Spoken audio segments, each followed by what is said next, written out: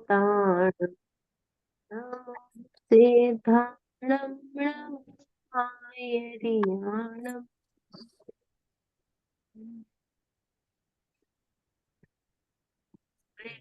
सव्वसामन्नं नत्वा जिनेन्द्रं श्रुतसर्गदोषं सर्वज्ञदेवं हितदर्शकं च श्रीशैलसिद्धान्तप्रवेशिकेयं विरच्यते स्वल्पधिकां हिताय। परम मांगलिक जैन सिद्धांत प्रवेशिका का हम अध्ययन कर रहे हैं, जो कि गोपाल दास जी बरैया कृत है। अभी थोड़ा सा पिछला रिवाइज करके आगे चलते हैं।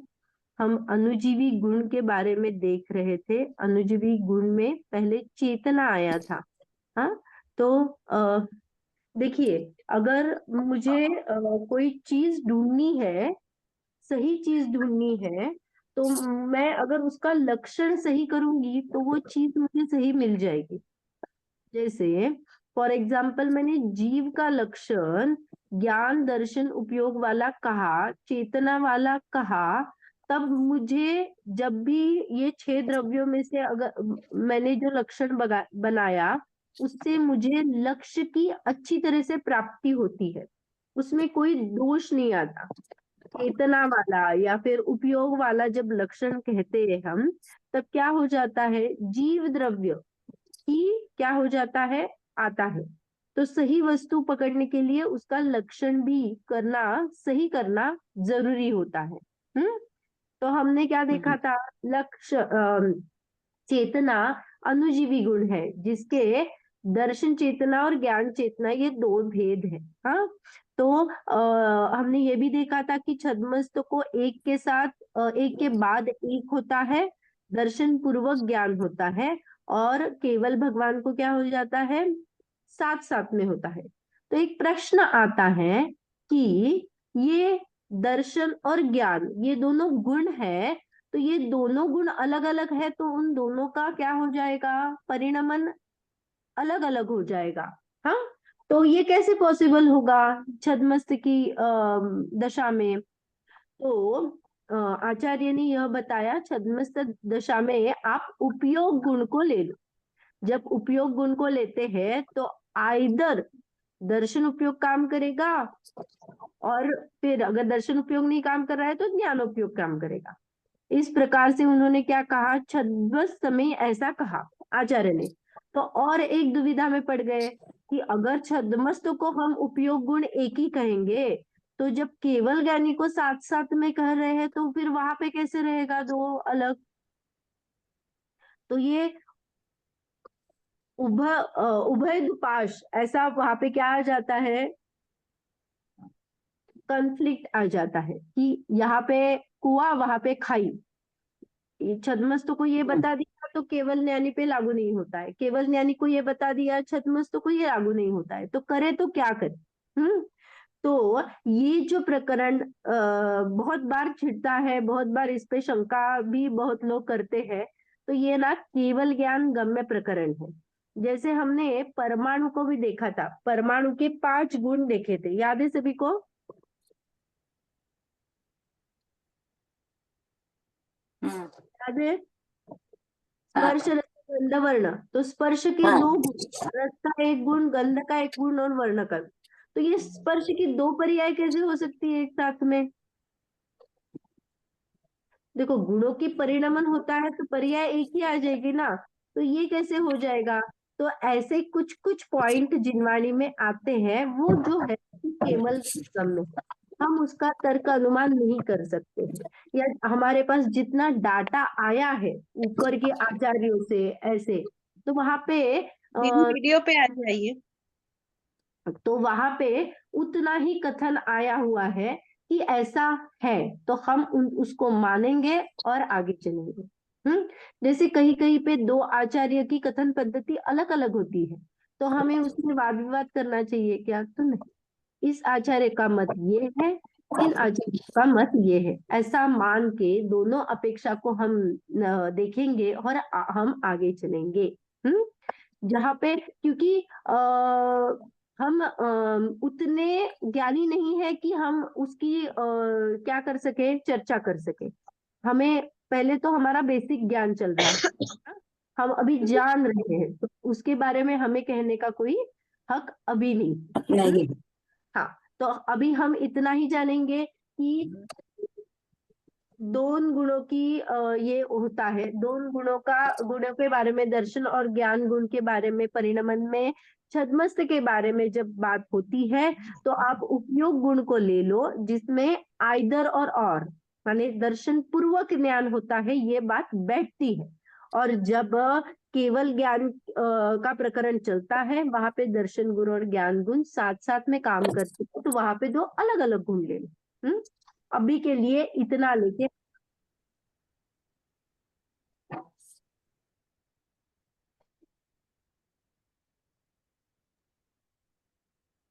हाँ,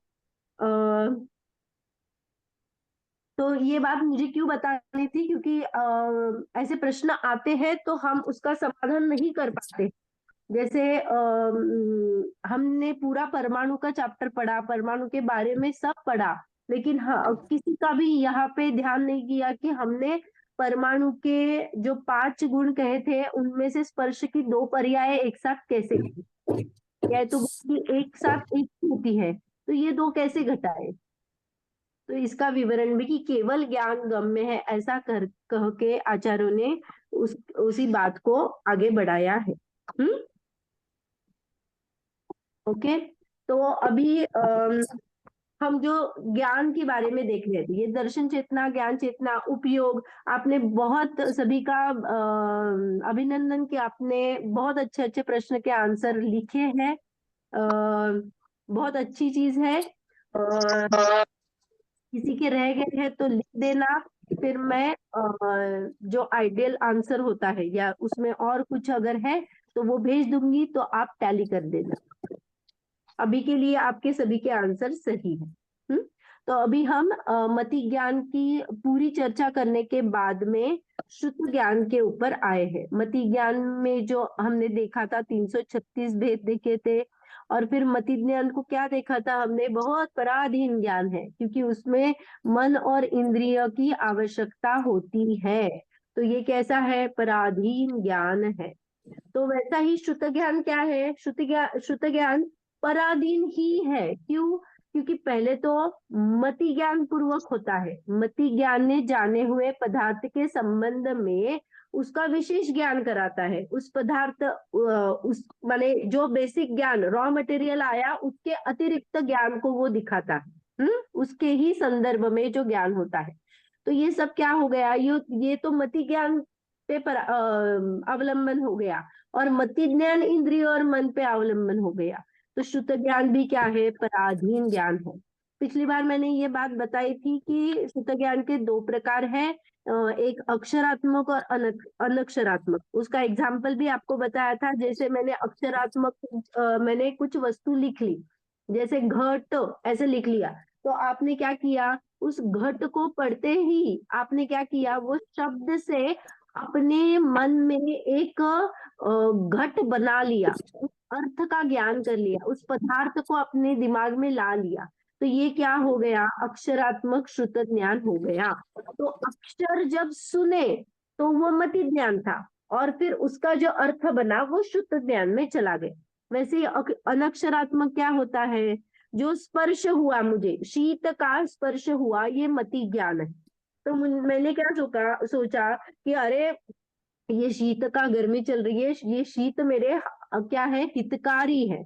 तो हित अहित का जहाँ पे मैंने क्या किया, प्रोसेसिंग किया, तो ये क्या हो गया, शुद्ध ज्ञान में चला गया। तो मैं वहीं पे रुक गई। ये सब अक्षरात्मक, अनक्षरात्मक आदि शुद्ध ज्ञान के भेद होते हैं।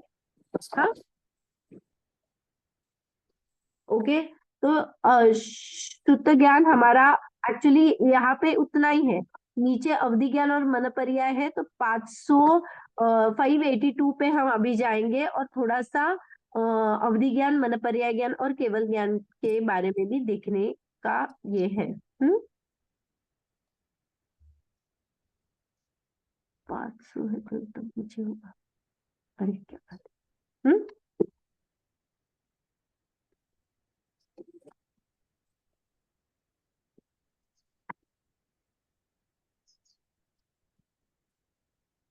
देखिए थोड़ा सा रिवाइज करते हैं। हमने ये देखा है प्रमाण किसे कहते हैं। प्रमाण किसे कहते हैं? तो सच्चे ज्ञान, सम्यक ज्ञान को प्रमाण कहते हैं। हमने ये तत्वार्थ सूत्र में जो ये देखा था ना सूत्र, पहला वाला सूत्र, मति श्रुतावधि मन पर्याय केवलानी ज्ञानम तत्प्रमाणे। तो प्रमाण ज्ञान कौन से है? ये जो 5 सम्यक ज्ञान है, यथार्थ ज्ञान है, ये प्रमाण ज्ञान है। हाँ, तो ये प्रमाण के भेद की है दो, एक प्रत्यक्ष प्रमाण, दूसरा परोक्ष प्रमाण। आपके सामने ये क्वेश्चन दिखा रही हूँ, हाँ? उसमें से ही ले रही हूँ। तो प्रमाण ज्ञान के दो भेद है, प्रत्यक्ष प्रमाण, परोक्ष प्रमाण। प्रत्यक्ष प्रमाण ने कहा कि जो ज्ञान पदार्थ का स्पष्ट विशद जानता है उसे प्रत्यक्ष प्रमाण कहा। आत्मा से ही जानता है, उसको क्या होता है, माने आत्मा से जानने से पहले तो ये ले लो कि मेरे सामने है वो, प्रकट है, विशद है, स्पष्ट दिख रहा है मुझे, ऐसा जब मैं कहूंगी तो वो प्रत्यक्ष प्रमाण ज्ञान कहूंगी। और प्रत्यक्ष प्रमाण के दो भेद हमने किए थे, एक साम्यवहारिक प्रत्यक्ष और एक पारमार्थिक प्रत्यक्ष। तो हमने जो मति ज्ञान से मैंने सामने आपको स्क्रीन पे देख लिया, तो मैं क्या कहूंगी? पहले तो ये है परोक्ष, पर मैंने सामने देख लिया ना, इस अपेक्षा से मैंने आपको साम व्यवहारिक प्रत्यक्ष कहा। जब भी साम व्यवहारिक प्रत्यक्ष की बात चलती है तो दिमाग में फिट करना कि ये परोक्ष ज्ञान ही है, परोक्ष मति ज्ञान श्रुत ज्ञान है। यहाँ पे सामने दिख रहा है, तो सामने दिखने में भी इंद्रिय और मन की आवश्यकता होती है, तो ये ज्ञान परोक्ष ज्ञान है। पर व्यवहार के लिए, चलाने के लिए हम उसका प्रयोग करते हैं, इसीलिए वहां पे एक साम व्यवहारिक वर्ड डाल के उसको यहाँ पे डाल दिया। और पारमार्थिक प्रत्यक्ष किसे कहा? कि ये प्रत्यक्ष मन से होता है, माने सॉरी मन से नहीं, आत्मा से होता है। आत्मा से माने क्या? मैंने सबको म्यूट कर दिया है। तो ये क्या होता है? पारमार्थिक प्रत्यक्ष डायरेक्ट आत्मा से आत्मा का ज्ञान हो जाता है। सामने पदार्थ तो हो नहीं हो उसकी कोई बात नहीं है, डायरेक्ट आत्मा से आत्मा का ज्ञान हो जाता है, उसके लिए इंद्रिय की जरूरत नहीं होती। उसको ही मैं यहाँ पे डेफिनेशन में पढ़ रही हूँ। साम व्यवहारिक प्रत्यक्ष किसे कहते हैं? जो इंद्रिय जो ज्ञान इंद्रिय और मन की सहायता से पदार्थ को एक देश स्पष्ट जानता है। तो देखो यहाँ पे कितना अच्छा लिखा, स्पष्ट तो जानता है लेकिन एक देश है। एक देश माने only one side of that स्पष्टता, पूरा नहीं स्पष्ट जानता है, कुछ पार्ट को ही स्पष्ट जानता है। तो ये क्यों कहा? इसको सामव्यारिक प्रत्यक्ष कहा। देखिए मति ज्ञान भी कह सकते हैं ना, मति ज्ञान ही तो ये मति ज्ञान ही है। देखो अभी ना यहाँ पे प्रत्यक्ष और परोक्ष प्रमाण की बात चल रही है। जब प्रत्यक्ष प्रमाण को कहेंगे तो वहां पे उसके दो भेद डाल के सामव्यवहारिक प्रत्यक्ष और पारमार्थिक प्रत्यक्ष कहा जाएगा। और ज्ञान की अपेक्षा से हम भेद करेंगे तो वहां पे मति श्रुत अवधि में जाओगे तो मति ज्ञान, मति श्रुत के नीचे सामव्यवहारिक प्रत्यक्ष आ जाएगा। यहाँ पे प्रमाण से हम वो चार्ट बना रहे हैं, ऐसा मानना। ये मति ज्ञान के ही भेद है, इसीलिए उन्होंने लिखा ना, इंद्रिय और मन की सहायता से पदार्थों को एक देश स्पष्ट जानता है। देखो एक देश का लिखने का बहुत इंपॉर्टेंट यहाँ पे मतलब है। एक देश नहीं लिखा तो सिर्फ स्पष्ट जानता है लिखा तो आधी अधूरी परिभाषा हो जाएगी। क्यों?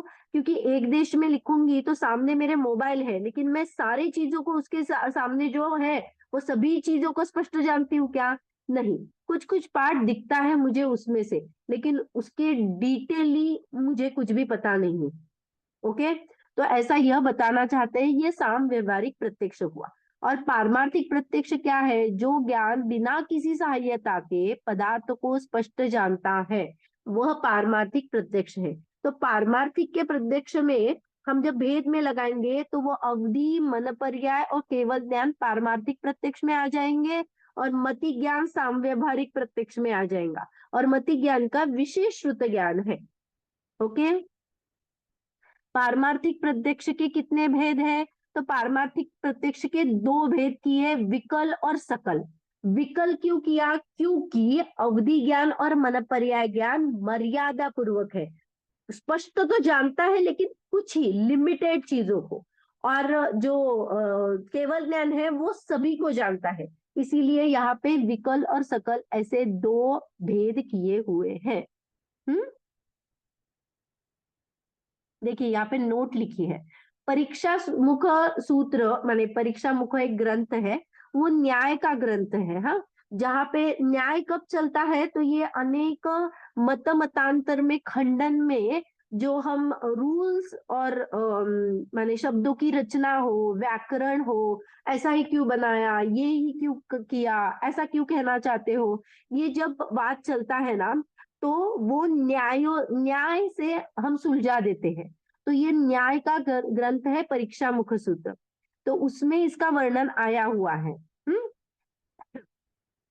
इंद्रिय और मन की सहायता से होने वाले मति ज्ञान को भी एक देश सामव्यवहारिक प्रत्यक्ष कहते हैं। प्रत्यक्षादि पर आधारित स्मृति आदि ज्ञेयों को परोक्ष कहते हैं। माने ये हमने क्या कहा?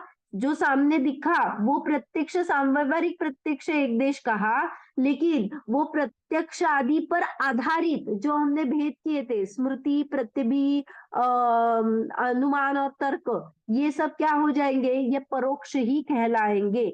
लेकिन तत्वार्थ सूत्र में सिद्धकारों ने इंद्रिय और मन की सहायता से होने वाले मति श्रुत ज्ञान को परोक्ष कहा।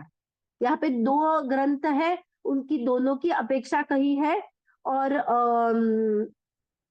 मैंने कहा ना कि लोक व्यवहार में मेरे सामने वो हुआ, अगर मैं किसी की साक्ष्य देने गई और मुझे बताना था कि ये चोरी उसने की है नहीं, तो आई विटनेस जो कहते हैं उसे हम प्रत्यक्ष कहेंगे या परोक्ष कहेंगे? तो आई विटनेस को प्रत्यक्ष, उसने स्पष्ट देखा है ये बताने के लिए साम व्यवहारिक प्रत्यक्ष का इन्वेंशन हुआ, वहां पे वो कहा जाता है। ओके, लेकिन वो क्या है? परोक्ष ही है। इसीलिए आध्यात्म ग्रंथों में आत्मा को लक्ष्य बनाकर उत्पन्न हुए मति और श्रुत ज्ञान को अनुभव प्रत्यक्ष की अपेक्षा से भी प्रत्यक्ष पर को लक्ष्य बताकर उत्पन्न हुए मति ज्ञान को परोक्ष कहते हैं। ये बहुत सुंदर बिंदु है। पहले तो हमने क्या कहा? मैंने आंखों से सामने चीज देखी, तब मैंने क्या कहा कि ये एक देश साम व्यवहारिक प्रत्यक्ष है। इतना सबको समझ में आया?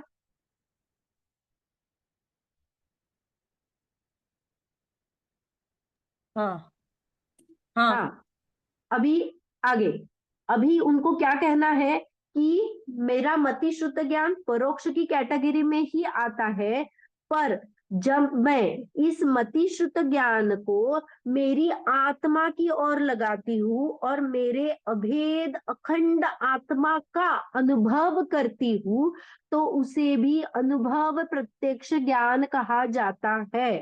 क्योंकि वो पराधीन नहीं है ना, मैं मेरे ही ज्ञान से मेरी पूरी अखंड आत्मा को जान सकती हूँ कि नहीं? अगर नहीं जान पाती तो आगे का क्या हो जाएगा? ब्रेक ही लग जाएगा ना, मैं खुद का अनुभव नहीं कर पाऊंगी, तो फिर मोक्ष मार्ग में आगे कैसे बढ़ूंगी? तो यहाँ पे भी अनुभव प्रत्यक्ष नाम आता है।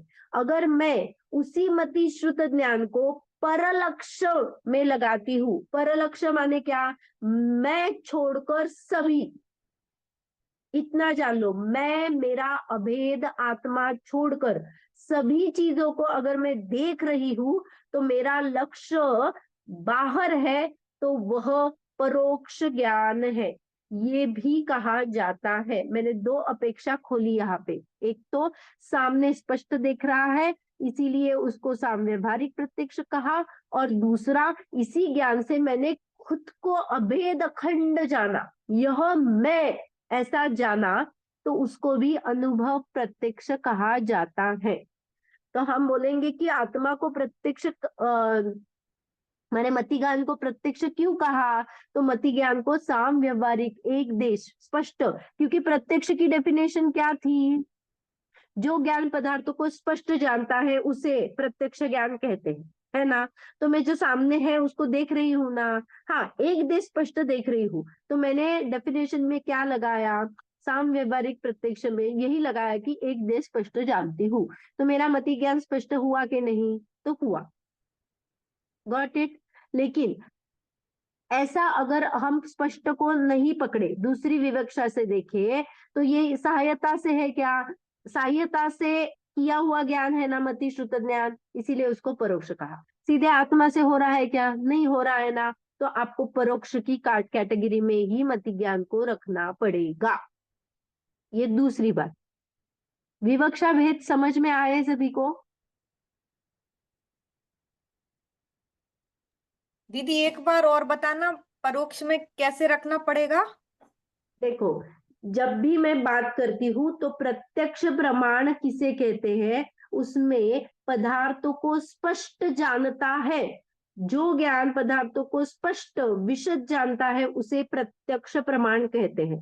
अब मेरे पास मति शुद्ध ज्ञान है, तो मति ज्ञान क्या करता है? मेरे अभी सामने जो है वह मैं एक दे स्पष्ट जानती हूँ ना, तो मुझे कोई ना कोई तो प्रत्यक्ष कैटेगरी मिलनी चाहिए ना। हाँ, एक देश है, तो इसीलिए साम व्यवहारिक प्रत्यक्ष की एक कैटेगरी बनाई, जिसमें यह कह दिया कि हाँ, आपके पास मन और इंद्रिय से आप देख रहे हैं, लेकिन फिर भी सामने जो है वो स्पष्ट जान रहे हैं ना, तो आपको साम व्यवहारिक प्रत्यक्ष कह दिया जाएगा। पारमार्थिक नहीं है, ये स्पेसिफिकली वहां पे बताया। पर जब मैं उसका दूसरा ही बाजू कि मैंने खुद आत्मा से जाना है क्या? नहीं जाना है ना, तो उसी मति ज्ञान को क्या कहा? परोक्ष है, क्योंकि आपको इंद्रिय मन की सहायता लगी ना, तो आपको परोक्ष ही कहना पड़ेगा। दोनों चीजें समझी? मैंने सामने देखा, वो प्रत्यक्ष स्पष्ट देखा, एक देश स्पष्ट देखा, तो इसीलिए मुझे साम व्यवहारिक प्रत्यक्ष कहा। लेकिन मुझे बिना सहायता से दिखा क्या? नहीं, मुझे मन और इंद्रिय की सहायता लगी, इसीलिए उसको परोक्ष कहा। ये समझ में आया दोनों चीजें? हाँ। हाँ, तो दूसरी बात यहाँ पे जो फुटनोट में आई है, वो दूसरी बात है कि मैं इस मति और शुद्ध ज्ञान से अगर मेरा आत्मा का अनुभव करूं, तो क्या हो जाएगा? वो अनुभव प्रत्यक्ष आ जाएगा, क्योंकि मैंने उसका रियल अनुभव किया ना। मैंने शक्कर मुंह पे रखी तो मुझे वो प्रत्यक्ष स्पष्ट हुई ना, मैंने खुद अनुभव की ना, अरे क्या मीठी शुगर है, ऐसे मैंने कहा। तो ये मेरा अनुभव जो है वो प्रत्यक्ष नहीं है क्या? तो प्रत्यक्ष है। तो ये मति ज्ञान से हुआ है, मान्य है, लेकिन फिर भी उसको अनुभव प्रत्यक्ष कहा जाएगा।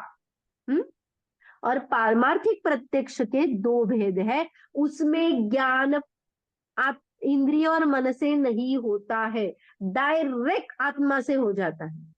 मन भी नहीं चाहिए, इंद्रिय भी नहीं चाहिए, आत्मा से आत्मा का ज्ञान, वह विकल और सकल भेद से है। विकल माने मन अवधि ज्ञान और मन पर्याय ज्ञान, और सकल ज्ञान माने केवल ज्ञान। ये दो भेद यहाँ पे किए हुए हैं। ओके, देखो यहाँ पे बताया गया है, विकल्प प्रत्यक्ष, विकल्प पारमार्थिक प्रत्यक्ष किसे कहते हैं? जो ज्ञान रूपी पदार्थ के बिना किसी की सॉरी, रूपी पदार्थ को बिना किसी सहायता से स्पष्ट जानता है। तो मुझे अभी आपको हाईलाइट करना पड़ेगा कि मैं जब भी अवधि ज्ञान मरप पर्याय ज्ञान का विषय करती हूँ, तो मेरे पास सिर्फ रूपी पदार्थ आते हैं, अन्य किसी पदार्थ को मैं जान नहीं पाती हूँ। ओके, मैंने अवधि ज्ञान से किसी को जाना, तो वो डेफिनेटली रूपी पदार्थ ही होता है। ओके, लेकिन वो ज्ञान आत्मा से डायरेक्ट होता है, उसके लिए मन नहीं चाहिए और इंद्रिय नहीं चाहिए। लेकिन ये क्लियर हुआ आपको? दीदी अवधि ज्ञान तो मतलब होता है ना, मन और इंद्रियों की सहायता से, मन की सहायता से होगा ना अवधि ज्ञान? नहीं, वो नहीं। डायरेक्ट आत्मा से अच्छा। होता है, डायरेक्ट आत्मा से हो जाता है ये, उसके लिए मन की जरूरत नहीं होती है, स्पष्ट जानता है पर। तीर्थंकरों को तो मुनि अवस्था के बाद मन पर्यय ज्ञान होता है ना। ज्ञान मुनि अवस्था, भावलिंगी मुनि को होता है, लेकिन अवधि हाँ, ज्ञान सभी। भाव नहीं मिली। अवधि के लिए कोई ऐसा नियम नहीं है कि मुनिराज को ही हो। वो मैंने कहा था कि भव प्रत्यय, देव नारकी को तो उस भव में जाने के बाद हो ही जाता है, वैसे ही मन पर्यय ज्ञान होता है नारकी को। अवधि अवधि ज्ञान कह रही हूँ, अवधि ज्ञान की हम्म, बात चल रही है। अवधि हम्म, ज्ञान, भव प्रत्यय अवधि ज्ञान, जिस भव में जाती हूँ, स्पेशली देव और नारकी में जैसे मैं गई, तो उस भव की ही स्पेशलिटी है कि वहां अवधि ज्ञान पाया जाता है, तो इसीलिए उन जीवों को अवधि ज्ञान होता है, वो भव प्रत्यय है। और मनुष्य और तिर्यंचों को कुछ रिद्धि तप आदि के प्रभाव से अवधि ज्ञान प्राप्त कर सकते हैं, वो गुण प्रत्यय है। ओके। सम्यक दर्शन का कारण हो, मैंने सम्यक दृष्टि कोई हो गया तो उसको अवधि ज्ञान प्राप्त हो सकता है, डिपेंड्स होता है। ओके। देखिए, अवधि ज्ञान की डेफिनेशन देखते हैं। हाँ, जो ज्ञान द्रव्य क्षेत्र काल भाव की मर्यादा सहित रूपी पदार्थों को स्पष्ट जानता है उसे अवधि ज्ञान कहते हैं। जहां जहां पे स्पष्ट जानता है वहां पे आप आंख बंद करके समझ लेना कि यह आत्मा से डायरेक्ट जानता है। देखो, हम भी अभी क्या करते हैं, हम ये हाय हो जाएगा। हम कुछ भी जानते हैं तो क्या हो जाता है, सामने वो पदार्थ होता है, वो निमित्त मात्र होता है, और मेरी ज्ञान पर्याय जो है ना, वो उस रूप क्या हो जाती है, परिणमन होती है। हाँ, तो सामने वाला पदार्थ और मेरी आत्मा का जो ज्ञान गुण है उसका परिणमन, ये निमित्त नैमित्तिक संबंध होता है। और मैं कहती हूँ कि मैंने अभी स्क्रीन को देखा, हाँ, लेकिन यहाँ पे वो सामने हो नहीं हो उसकी बात नहीं है, मैंने डायरेक्ट मेरे आत्मा का जो परिणमन है उससे मैंने ज्ञान कर लिया। तो देखो ना, ये अवधि ज्ञान से क्या जानते हैं, आगे का जानते हैं, पीछे का जानते हैं, फिर क्षेत्र से क्षेत्रांतर का जानते हैं, किसी के भाव पकड़ आ जाते हैं। तो ये सब क्या है, अवधि ज्ञान का कमाल है। द्रव्य क्षेत्र काल भाव की सिर्फ मर्यादा होती है, बाउंड्री होती है, कि मैं सिर्फ 5 द्रव्यों को जान पाऊंगी, मैं सिर्फ यहाँ से पूना में जितना एरिया है उतना ही जान पाऊंगी, मैं सिर्फ 2 महीने का ही जान पाऊंगी, मैंने सिर्फ जैसे भाव होते हैं इन इतने रेंज ऑफ परिणामों को ही जान पाऊंगी। ऐसा सब यहाँ पे अवधि ज्ञान और मनोपर्याय ज्ञान में लिमिटेशन होते हैं। ये क्लियर हुआ?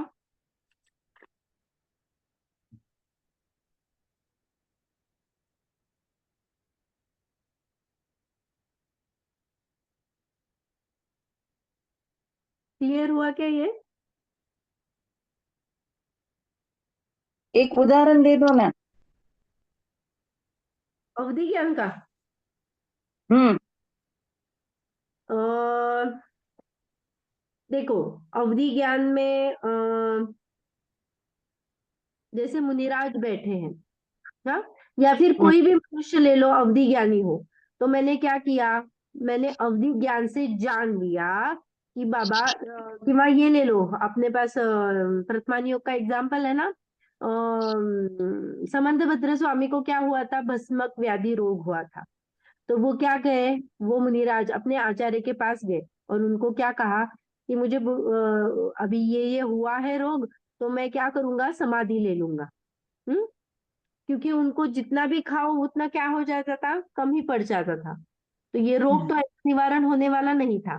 तो उन्होंने क्या कहा था कि मुझे समाधि मेरी हो जाए। तो हम्म। उन्होंने आचार्य ने क्या कहा, उन्होंने अवधि ज्ञान से जान लिया उस द्रव्य का, माने उस स्वामी समंतभद्र स्वामी का, कि इनकी आयु अभी शेष है। तो इतनी आयु अगर शेष है तो आयु का कम ज्यादा होगा ही नहीं, तो this is not the option, ये आपके लिए उचित ये नहीं है, पर्याय नहीं है। तो आप क्या करोगे? तो आप ऐसा करो, आप दीक्षा छेद करो और फिर बाहर जाओ, आपका रोग निवारण हो जाएगा। तो आप फिर से मुनि दीक्षा कर ले लेना और फिर क्या हो जाएगा? आपका मुनि धर्म पलेगा। तो ये उन्होंने अवधि ज्ञान से आगे जान लिया था, इसीलिए क्या हुआ, वो उनको बताते थे। पहले भी बहुत सारे आचार्य चतुर्थ काल में ये अवधि ज्ञानी ही होते थे। तो वो आचार्य को, वो जो जिनको दीक्षा देनी है, वो भी है कि नहीं, वो अवधि ज्ञान से जानते थे और तभी वो दीक्षा के लिए हाँ बोलते थे। नहीं तो ऐसे ही दीक्षा दे दी, ऐसा नहीं चलता। अब भी पंचम काल है और थोड़ा सा डिटोर हो रहा है जमाना, तो यहाँ डिफिकल्ट हो रहा है। लेकिन पहले अवधि ज्ञान से ही वो जानते थे, नहीं तो वो भक्त की परीक्षा करते थे कि इसको राग शेष है कि नहीं, ये दीक्षा निभा पाएगा कि नहीं, कितनी उसमें विशुद्धि है, ये सब देख के ही दीक्षा दी जाती थी। ये आचार्य का काम था। हम्म। तो ये अवधि ज्ञान जो है वो सभी को हो सकता है। उसमें हमने क्या कहा था? गुण प्रत्यय और भव प्रत्यय। तो गुण प्रत्यय मनुष्य और तिर्यंच को हो सकता है, वो भी किसी कारणवश, माने कुछ ना कुछ क्या हो गया, सम्यक दर्शन आदि पा लिए, विशुद्धता बढ़ गई, तो अवधि ज्ञान का सवाल है। मैं यहाँ पे पाप में बैठी हूँ और मुझे अवधि ज्ञान प्रकट हो जाएगा, ऐसी बात नहीं होती है। वैसे ही अभी इतना ही ये करते हैं। तो ये अवधि ज्ञान हुआ। अभी मन पर्याय ज्ञान। मन पर्याय ज्ञान किसे कहते हैं? जो ज्ञान द्रव्य क्षेत्र काल भाव की मर्यादा सहित दूसरे के मन में स्थित रूपी पदार्थों को स्पष्ट जानता है, तो उसे मन पर्याय ज्ञान कहते हैं। देखो, अवधि ज्ञान और मन पर्याय ज्ञान में क्या डिफरेंस है? तो अवधि ज्ञान क्या है? रूपी पदार्थों को जानता है, लेकिन ये क्या है, उससे सूक्ष्मता की और ज्यादा है। क्योंकि क्या किया उसने? रूपी पदार्थों को नहीं, मेरे मन में जो स्थित रूपी पदार्थ है उसको भी जान लिया। तो हम कभी कभी कहते हैं ना, अरे तुम मेरे मन की बात कैसे जान ली? तो हमें अवधि मन पर्याय ज्ञान नहीं है, लेकिन ऐसे मुनिराज किसी के मन की बात जान सकते हैं। और ये क्वालिटी सिर्फ मन पर्याय ज्ञानी जीवों को ही होती है, और वो भी उसकी बहुत डिफिकल्ट क्राइटेरिया होती है। मन पर्याय ज्ञान बहुत सारे लोगों को होता है, ऐसा नहीं होता है कंपैरेटिवली। उसकी क्या है, बहुत डिफिकल्ट लेवल है मन पर्याय ज्ञान की, कि वो स्पेसिफिक 30 साल माने बहुत राजा बन के महल पे उसने गुजारे हो और फिर एकदम दीक्षा ली हो, और फिर उसका केवली पादमूल में उनका अंग का ज्ञान होता है। और फिर ऐसे ऐसे वो क्राइटेरिया है, वो क्राइटेरिया कंप्लीट करने के बाद ही मन पर्याय ज्ञान प्रकट होता है। ओके, तो अगर केवली के हम पादमूल में होता है मन पर्याय ज्ञान? नहीं, वो वहां पे जाके, हाँ, वो वहां पे जाके ना ग्रंथ अंग का ज्ञान करते हैं। मन पर्याय ज्ञान में ना वो स्पेसिफिक उतने साल तक केवली के पादगुल में या फिर श्रुत केवली होते हैं उनके यहाँ पे जाके वो अध्ययन करते हैं। तो उनको वो अध्ययन करने के बाद में ही मन पर्याय ज्ञान प्रकट हो जाता है। अभी मेरे पास वो ये नहीं है क्राइटेरिया, नहीं तो मैं आपको बताती कि वो ऐसा कहते हैं ना, छठवें सातवें गुण स्थान वर्ती कुछ मुनिराजों को मना पर्याय ज्ञान हो जाता है ना, वो बहुत कम रेंज है, क्योंकि उसकी मन पर्याय ज्ञान की क्राइटेरिया ही बहुत डिफिकल्ट है। मैंने बोला ना, वो जो पर्सन हो, वो राजा माने बहुत ऐशो आराम में वो क्या है, पला बड़ा हो, 30 वर्ष तक उसने बहुत अच्छी तरह से अपना पालन पोषण, एज ए लाइक महल में बैठा हो, एकदम गद्दे पर मुलायम गद्दे पर सोया हो, ऐसा उसका ये है। फिर जब दीक्षा लेता है तब वो आई थिंक चटाई पर जो सोते थे। सुकमाल मुनि का एग्जाम्पल हो सकता है। ऐसा मनपर्याय ज्ञान के लिए ना क्राइटेरिया है डायरेक्टली, और फिर वो जब ये करता है ना, वो क्राइटेरिया पास करता है ना, तब वो ज्ञान हो जाता है। मनपर्याय ज्ञान इसीलिए सभी को नहीं होता है। देखो, अगर अवधि ज्ञान और मनपर्याय ज्ञान में कंपेयर करेंगे ना, तो विशुद्धि लेवल अवधि ज्ञान की कम है, मनपर्याय ज्ञान की अधिक है। अगर हम उसका क्षेत्र देखें, अवधि ज्ञान कहाँ पे प्रकट होता है, मनपर्याय ज्ञान कहाँ पे प्रकट होता है, तो अवधि ज्ञान पूरे समस्त लोक के त्रस्त नाड़ी में पैदा होता है, क्योंकि सभी गति में हो जाता है ना वो, लेकिन सिर्फ त्रस्त जीवों को होता है। और मनपर्याय ज्ञान सिर्फ मनुष्य लोक में ही हो जाता है। मनुष्य जीव ही, मतलब भावलिंगी मुनिराज ही मनपर्याय ज्ञान को करते हैं। ओके। फिर कर्म भूमि का वो मनुष्य होना चाहिए, गर्भज होना चाहिए, संयमी होना चाहिए, उसका चारित्र वृद्धिंगत होना चाहिए, उसकी 7 रुद्धियों कम से कम 1 रुद्धि उसको अगर होती है तभी वह मनपर्याय ज्ञानी होता है। ओके।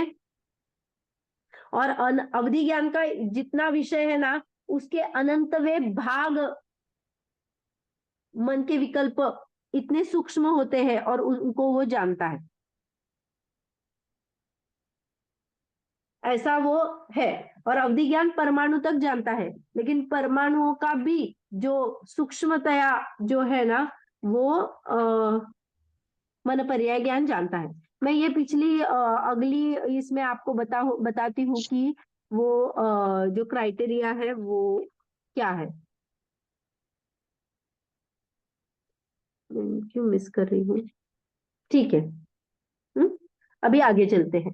ये मनपर्याय ज्ञान को देखा, तो अभी अगर मैंने कहा कि अवधि ज्ञान से मैं आत्मा को जान पाऊंगी क्या? हाँ सोचना। हाँ, मन अब से तो आत्मा को जान सकते हैं ना। अवधि अवधि ज्ञान से मैं आत्मा को जान सकती हूँ क्या? ना ना, क्यों नहीं? मन पर्याय से जान सकते हैं। क्यों नहीं? अवधि ज्ञान का बताओ, मन पर्याय का हम बाद में देखेंगे। अवधि ज्ञान तो आत्मा ही से होता है ना। होता नहीं है, जानना कहती हूँ मैं। अवधि जानना। ज्ञान विषय में मैं आत्मा को जान सकती हूँ क्या? उत्पन्न तो वो आत्मा से ही होता है, लेकिन उसका विषय आत्मा बन सकता है क्या? मेरे लिए कोई तो डेफिनेशन पढ़े, फिर आपको क्लियर हो जाएगा। अवधि ज्ञान किसे कहते हैं? स्क्रीन पे है साहब। जो द्रव्य क्षेत्र काल अभाव की मर्यादा सहित रूपी पदार्थ को स्पष्ट जानता है। कुछ पकड़ में आया? द्रव्य क्षेत्र काल और भाव की मर्यादित रूपी। रूपी को जानता है ना, वेरी नाइस। मन से नहीं, हाँ, रूपी, हाँ, रूपी पदार्थ मतलब माने रूपी जानता है मन से। हाँ, सामने दिखने वाला पदार्थ को जानता है मर्यादा के साथ, तो आत्मा से नहीं जाने। नहीं, देखो, आत्मा को नहीं, आत्मा को नहीं जानेगा। हाँ ठीक, रूपी को जानेगा। अब आत्मा अरूपी है। रूपी है और अवधि ज्ञान रूपी पदार्थों को जानता है, तो सिर्फ वो रूपी को यानी पुद्गल को ही जानेगा। हाँ, मेरा ये शरीर पुद्गल है ना, तो मुझे जानेगा क्या? नहीं, हाँ जानेगा, लेकिन माने आत्मा वाला नहीं जानेगा। शरीर सहित वो जो मिली जुली अवस्था है ना, उसको जानेगा, लेकिन रूपी पदार्थ के संदर्भ से ही उसको जानेगा। अभी मैं कहूंगी कि आप मुझे पकड़ो, तो आप पकड़ पाओगे क्या? आप मेरे शरीर से ही मुझे पकड़ोगे ना। तो वैसा ही अवधि ज्ञान क्या करता है? रूपी पदार्थों को जानता है, आत्मा को नहीं जानता, क्योंकि आत्मा रूपी नहीं है। ओके। तो मन पर्याय ज्ञान जानता है क्या? अभी अगर मैं कहती हूँ कि मन पर्याय ज्ञान आत्मा को जान सकता है क्या? मर्यादित सहित जान सकता है ना। दूसरे मन को मर्यादित शीत रूपी पदार्थ को स्पष्ट जानता है।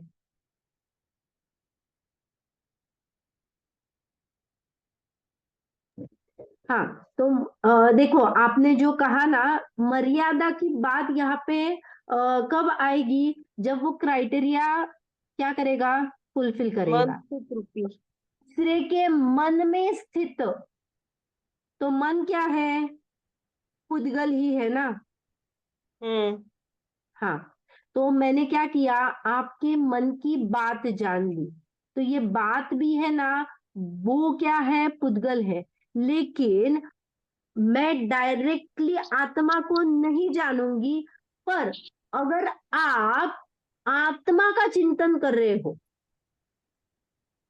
आत्मा ऐसा है, यह अभेद अखंड आत्मा है, तो आपके मन में स्थित आत्मा को मैं जानूंगी, तो चिंतनीय आत्मा को मैं जानूंगी। लेकिन मैं अपने या किसी अन्य के आत्मा को, रूपी पदार्थ है को स्पष्ट दिखाता है ना। देखो, अवधि ज्ञान मन पर्याय ज्ञान रूपी पदार्थों को ही स्पष्ट दिखाता है, और आत्मा अरूपी है, तो इन दोनों ही से आत्मा को पकड़ पाना मुश्किल है। पर अगर मेरे मन में अगर क्या हो रहा है, आत्मा का चिंतन चल रहा है, तो कोई मुनिराज है, उन्होंने मेरे आत्मा में जो चिंतन चल रहा है, मेरे मन में जो चिंतन चल रहा है, उसको पकड़ा, उनके द्रव्य क्षेत्र काल भाव की मर्यादा में उसको पकड़ा, तो ऐसा कहा जाएगा कि आत्मा मन पर्याय ज्ञान आत्मा को नहीं जानता, लेकिन चिंतनीय आत्मा को जानता है। मैं जिसका चिंतन कर रही हूं, वैसे आत्मा को मन पर्याय ज्ञान जान सकता है। क्लियर हुआ? हम्म क्योंकि मन में मैं आत्मा का चिंतन तो कर ही सकती हूँ ना, हम्म। हम्म तो उस चिंतन को वो जानेगा, लेकिन आत्मा को तो नहीं जानेगा। और एक अवधि ज्ञान का आपको एग्जाम्पल चाहिए था ना। देखो, जब भी अपने षटखंडागम की क्या हुई थी, रचना होने से पहले क्या हुआ था, आचार्य ने क्या कहा था, दो ये दिए थे, क्या मंत्र दिए थे, और उन्होंने क्या कहा था, उसकी सिद्धि कराओ। उस मंत्र में एक अक्षर कम और एक अक्षर ज्यादा था, तो वहां पे भी जो देवियां प्रसन्न हुई थी, वो सब क्या है, तो उन्होंने अपने ज्ञान से, अवधि ज्ञान से जाना था कि हमारे इसमें क्या हुआ था। एक अक्षर कम था। हाँ,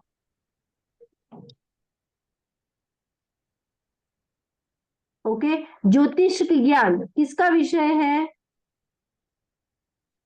अवधि ज्ञान। नहीं सॉरी, अकलंक देव की एक स्टोरी आती है, ये मुझे बतानी थी, वहां पे नहीं। अकलंक देव की एक स्टोरी आती थी, जब वो बौद्ध के आश्रम में सीखने के लिए गए थे। हाँ, बौद्ध के आश्रम में सीखने के लिए गए थे ना, कि ये उनका क्या कहते क्या है, क्योंकि वहां पे बहुत सारे तब बौद्ध फॉलो करते थे। तो अकलंक और निकलंक उनके धर्मशाला में सीखने के लिए गए थे। तब क्या होता था, एक देवी प्रसन्न होती थी, और जो भी कहा जाता था, वो माने वो अवधि ज्ञान से वो देवी प्रसन्न होती थी, बीच में पर्दा था, और यहाँ पे कुछ भी पूछा ना तो उसका आंसर आ जाता था। तो ये हर बार अकलंक और निकलंक सोचते थे कि ये कैसे होता है। तो फिर अकलंक और निकलंक के दिमाग में एक बात आती है, तो वो एक बहुत अच्छी बात आती है। तो वो क्या करते हैं, नेक्स्ट टाइम जब भी वो देवी से कुछ माने जो प्रश्न पूछा था, तो जब भी उसका आंसर आने से पहले वो क्या कहते थे, देवी प्रश्न पूछती है, तो वो क्या कहते थे कि आपने क्या पूछा अभी, मैंने आपको कोई सवाल पूछा, जैसे मन पर्याय ज्ञान किसे कहते हैं, तो किसी को हाँ। सुनाई नहीं दिया, तो आपने क्या कहा, फिर से रिपीट करो वो क्वेश्चन। तो अभी आप सोचो, मेरे ज्ञान से डायरेक्ट प्रश्न उत्पन्न हुआ, अगर मेरे पास ये रिपीट करने की पावर किसमें है, देवी के पावर में थी उस वक्त। नहीं, सोचो, अवधि ज्ञान का विषय ही नहीं है वो। ये रिमेम्बर्स, मैंने अभी क्या पूछा था, ये क्या हो गया, स्मृति का विषय आ गया ना। मैंने क्या पूछा था, ये मति ज्ञान मर्यादा का से विषय। बाहर हो, वो मर्यादा से बाहर हो गया ना। वो एक बार का ही बता सकती थी, दोबारा से रिपीट करो तो वो मर्यादा से बाहर हो जाता था। हाँ, तो उसकी वजह से क्या होगा, हो गया, उसको पता ही नहीं चला। तब अकलंक और निकोलंक को पता चला कि ये अवधि ज्ञान का प्रभाव है और ये ऐसा काम चल रहा है, और उन्होंने उनको ये किया, क्योंकि वहां पे कोई पर्सन नहीं था, यह अवधि ज्ञान का कमाल था। तो ये मति ज्ञान नहीं हो तो ये ऐसा रिपीट कर ही नहीं सकते हैं, ये मति ज्ञान का कमाल। ऐसे बहुत सारे ये है, ज्योतिष ज्ञान भी क्या है, मति ज्ञान का ही भेद है। ओके, हाँ। अभी मुझे ज्ञान के बारे में ठीक है, अभी हमारा मन पर्याय ज्ञान तक हुआ है। सकल पारमार्थिक प्रत्यक्ष किसे कहते हैं, तो वो क्या है, सकल पारमार्थिक प्रत्यक्ष माने केवल ज्ञान को कहते हैं। केवल ज्ञान किसे कहते हैं, जो ज्ञान त्रिकालवर्ती त्रिलोकवर्ती समस्त पदार्थों को युगपत एक साथ स्पष्ट जानता है, वह केवल ज्ञान है। ओके, नीचे हाँ। परोक्ष प्रमाण किसे कहते हैं, जो ज्ञान दूसरे की सहायता से पदार्थ को सत्य जानता है, उसे परोक्ष प्रमाण कहते हैं। इसीलिए परोक्ष प्रमाण में क्या आया, मति श्रुत ज्ञान किया ही, लेकिन यहाँ पे देखो उसके भेद क्या किए उन्होंने, स्मृति, प्रत्यभि, तर्क, अनुमान और आगम किया। ओके, ये हम बाद में पढ़ेंगे, लेकिन अभी जो आया था, हमने जो कवर किया था, उस उतना ही पार्ट आप ले लो। तो ये मति ज्ञान के जो एक विवक्षा से भेद देखे थे ना, ये सब परोक्ष प्रमाण है, क्योंकि ये मन की सहायता से होते हैं। सामने दिखा फिर भी मन में जो स्मृति आई, तो ये मन का काम है, मेमोरी रिकॉल। प्रत्यभि ज्ञान में भी सामने दिखा, लेकिन मेमोरी से रिट्राइव करके मैं जोड़ ज्ञान लगा रही हूँ। तर्क, अनुमान, ये भी सब परोक्ष प्रमाण ज्ञान ही है। ओके, तो यहाँ पे हमने जो देखा था ना, उसका ही है। स्मृति किसे कहते हैं, पहले जाने हुए या देखे हुए पदार्थ को याद करना, वो स्मृति है। प्रत्यभि किसे कहते हैं, प्रत्यक्ष और स्मृति के विषयभूत पदार्थ को जोड़ ज्ञान रूप प्रत्यभि कहते हैं। जैसे यह वही मनुष्य है जो कल देखा था, यह हमारा टॉपिक हो गया है। प्रत्यभि ज्ञान के दो भेद यहाँ पे सिर्फ दो ही किए हैं, एकत्व प्रत्यभि ज्ञान और सादृश। आदि लिखा है तो उसके अपोजिट भी लेना, एकत्व, भिन्नत्व, सादृश्य, असादृश्य। तो एकत्व किसे कहा, प्रत्यक्ष और स्मृति के विषयभूत की एकता के सूचक जोड़ ज्ञान को एकत्व कहा, यह वही मनुष्य है जो कल देखा था। और सादृश्य, वह वैसा ही मनुष्य है जो कल देखा था। ओके, यहाँ पे एकता लिखा है और सादृश्य में समानता लिखा है। तर्क में भी हमने देखा था, व्याप्ति के ज्ञान को तर्क कहते हैं, व्याप्ति अविनाभाव संबंध को व्याप्ति कहते हैं। और अविनाभाव संबंध हमने देखा था पिछली बार, कि जैसे एक को कहा तो सभी में वो होना, जैसे स्पर्श लिया तो गंध वर्ण सभी आ जाते हैं। जहां जहां साधन हेतु होता है, वहां वहां साध्य होता ही होता है, और जहां साध्य नहीं होता है, वहां साधन भी नहीं होता है। ये अविनाभावी संबंध है। जहां जहां धुआं है, वहां वहां अग्नि होगी ही होगी, जहां जहां अग्नि नहीं होगा, वहां धुआं भी नहीं ही होगा। हाँ, तो यहाँ तक मैंने ये किया। और साधन हेतु ये बहुत ज्यादा है, अनुमान सिर्फ देखते हैं, साधन से साध्य के ज्ञान को अनुमान कहते हैं। मैंने साधन धुएं को देखा और मैंने कहा वहां पे क्या है, अग्नि है, ये अनुमान हो गया।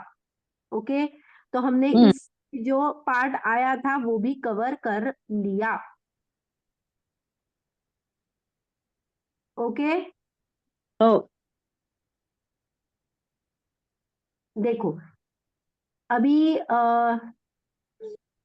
हाँ, श्रुत ज्ञान का विषय हो गया और नीचे के हमारे प्रश्न हो गए जो पंचम अध्याय से हमने ले लिए। ओके, अभी ये जो है वो हमारा विषय हो चुका है, अभी हम सब पढ़ते हैं। ओके, दर्शन कब होता है, तो अल्प जीवों को ज्ञान से पहले दर्शन होता है, क्योंकि बिना दर्शन के ज्ञान नहीं होता है, परंतु हाँ। अन्य देव को केवल ज्ञान और केवल दर्शन साथ में होता है। ये बात हमने आज की थी। हाँ। ओके। हाँ। ओके। चक्षु दर्शन किसे कहते हैं? चक्षु संबंधी मति ज्ञान से पहले होने वाले सामान्य प्रतिभास को या सामान्य अवलोकन को चक्षु दर्शन कहते हैं। और चक्षु के अलावा अन्य इंद्रिय और मन संबंधी मति ज्ञान से पहले होने वाले सामान्य अवलोकन को अचक्षु दर्शन कहते हैं। यहाँ पे भी सुअवधि ज्ञान का नाम आया है।